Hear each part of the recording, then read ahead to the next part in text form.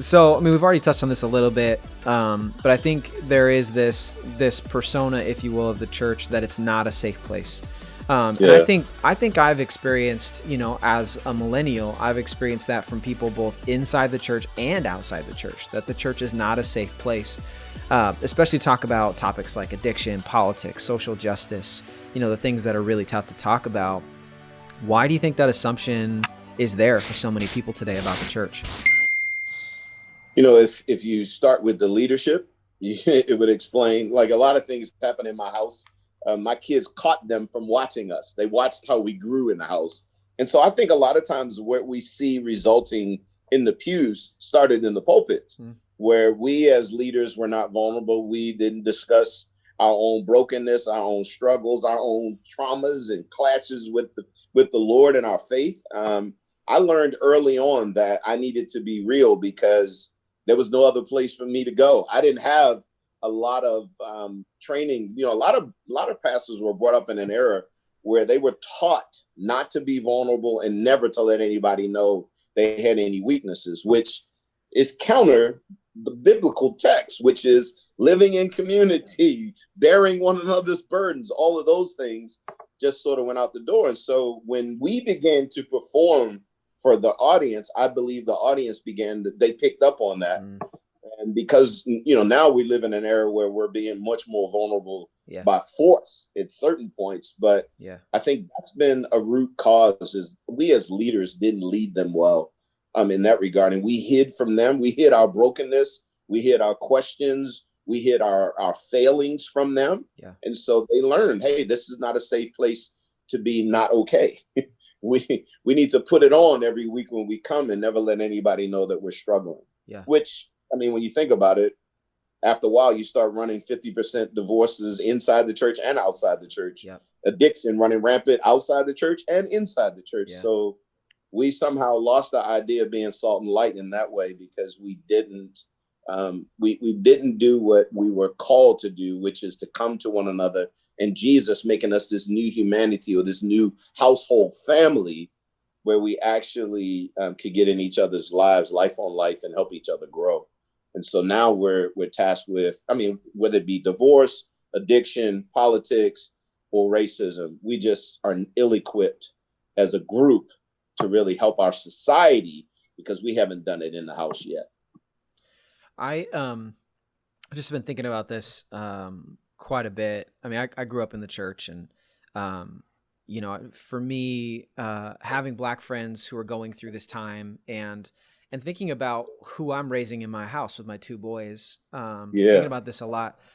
What was modeled, because you use that, it's taught or modeled to you, for me was like a clean and crisp Christianity. Almost like you have to come out of every situation like your clothes are clean, you're looking good and presentable, when in reality, like, if you're going to talk about messy stuff, it's going to get messy. And I think that that's one of the biggest downfalls of the church in my lifetime, is that we have this perception that we have to look like we got it all together, when in reality, I think that's one of the things that is least inviting when it comes to people who are broken. Like, why would I go into a place where no one's broken if I am a mess? And so I like what you're saying. And Keith, I've seen this, man. I watch you. I watch the sermons. I pay attention to your social media, and you engage in this stuff, and it's not clean. You're not always going to get everyone saying 100% I'm with you. You're going to get a lot of pushback. And I think that we have to run the risk, and we got to get our hands dirty if we're going to see stuff change, because the clean and crisp is not real. I mean, for me, whitewashed tombs is what comes to mind, like that imagery that Jesus gives. You cannot, honestly, Trevor, when you read the Gospels, you see Jesus moving in the direction toward messy conversations. What is he doing with that woman by the well? Why is this woman touching him? All of these instances, again and again through the Gospels, we find Jesus going out of his way to have the messy conversation and to engage people where they are in their brokenness, because that is the good news of the gospel, that you can be set free, that you could leave this place of poverty of spirit and soul and life, to find this new place to live in the kingdom of God. And I think for me, man, also personally, I married a woman who just will not allow me to be a caricature. Huh. So there's no way that she's going to allow me to get on the stage and not live this stuff.